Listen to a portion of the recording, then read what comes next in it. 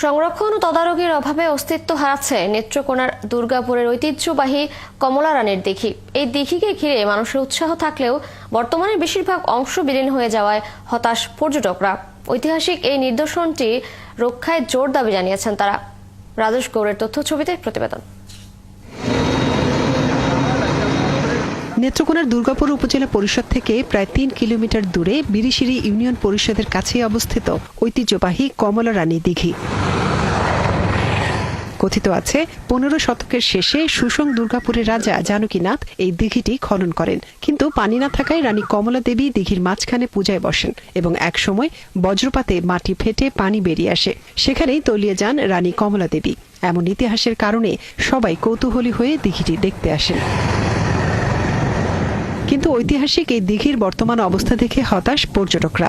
প্রায় ৩ কিলোমিটার দৈর্ঘ্য ও ৩ কিলোমিটার প্রশস্ত এই দিঘির বেশিরভাগই এখন সোমেশ্বরী নদীতে বিলীন হয়ে গেছে। বাকি অংশে চলছে চাষাবাদ। এখন শুধু কালের সাক্ষী হয়ে আছে দিঘির দক্ষিণ পশ্চিম পাড়। যদি উপজেলা প্রশাসনের পক্ষ থেকে এখানে একটা ফলক নির্ণয় করা থাকে যে এটা কমলা রানী দিঘি, তাহলে মানুষরা আসতে সহজেই জানতে পারবে এবং দেখতে পারবে যে এটা কমলা রানী দিঘি। এখানে দূর দূরান্ত থেকে পর্যটকরা এসে দেখে কমলা রানীর দিঘির কোনো অস্তিত্ব নেই, তারা হতাশ হয়ে ফিরে যায়।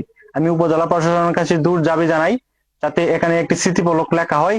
নতুন প্রজন্মের কাছে দিঘিটিকে পরিচিত রাখতে এবং এর ঐতিহ্য টিকিয়ে রাখতে অবশিষ্ট অংশটুকু সংরক্ষণ ও স্মৃতিফলক নির্মাণের দাবি জানিয়েছেন সুশীল সমাজের নেতারা। নতুন প্রজন্ম এবং ভবিষ্যৎ প্রজন্মের কাছে এর ঐতিহ্য ইতিহাস তুলে ধরার জন্য একটি স্মৃতিস্তম্ভ স্থাপন করা হোক। কমলা রানী স্মৃতিটা রক্ষা করার জন্য একটা নাম ফলক এবং ফলকের মাধ্যমে তার সংক্ষিপ্ত একটা হিস্টোরি, তার স্মৃতিটা ধরে রাখার জন্য আমরা অনুরোধ করব।